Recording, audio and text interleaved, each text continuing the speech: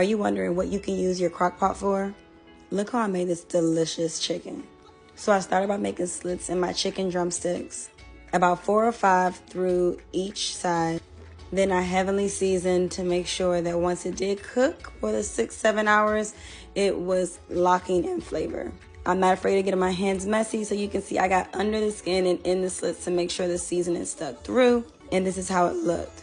I put mine in the fridge overnight and it came out like this, so the next morning I got it right in the crock pot.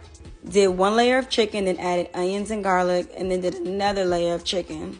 I then added the juices that the chicken marinated in, plus some water in that same bowl to carry over all the seasonings.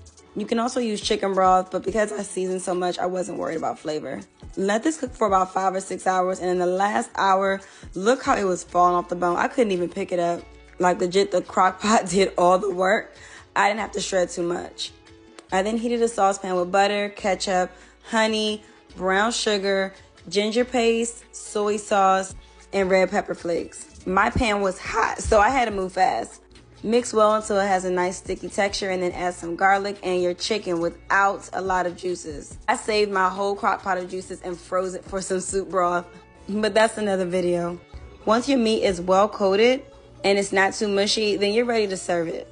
I used my chicken on bao buns with cucumbers, carrots, and some homemade pickled onions, then topped it with some cilantro and this spicy Japanese sauce. There were so many flavors in this dish. I had about 4 or 5 of these. The meat was so tender, and honestly, it made me fall back in love with my crock pot. Tell me how y'all use y'all's.